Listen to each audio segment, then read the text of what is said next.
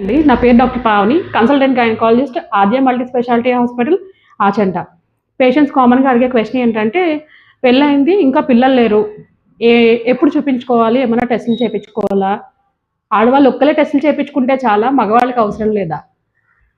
అలా ఏమి ఉండదండి. యాక్చువల్లీ ఏంటి అంటే, మనం పెళ్ళైన తర్వాత ఒక 1 ఇయర్ వరకు భార్యాభర్తలు కలిసి ఉన్నా కానీ ప్రెగ్నెన్సీ రాకపోతే కనుక అప్పుడు మనం చేయాల్సిన టెస్టులు కొన్ని ఉంటాయి. అవి ఏంటంటే, మగవారిలో వీర్య కణాలు కౌంట్ ఎలా ఉంది, మొటిలిటీ ఎలా ఉంది చూసుకుంటాం. అలాగే ఆడవారికి వచ్చేసరికి గర్భసంచికి బేసిక్ ఒక స్కాన్ చేసుకొని, అండాశయాల్లో ఎగ్స్ ఎలా ఉన్నాయి, ఫామ్ అవుతున్నాయా లేదా చూసుకుంటాం.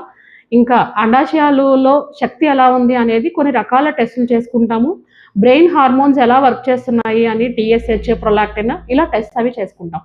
ఇప్పుడు మన ఆద్య మల్టీ స్పెషాలిటీ హాస్పిటల్ ఏంటి అంటే, ovulation induction and IUI, intrauterine insemination, ఈ 2 పద్ధతుల ద్వారా ప్రెగ్నెన్సీ రావడం కోసం తగిన ట్రీట్మెంట్ అది ఇచ్చి ప్రెగ్నెన్సీకి ప్లాన్ చేసుకునే వాళ్ళకి హెల్ప్ చేయగలుగుతున్నాను.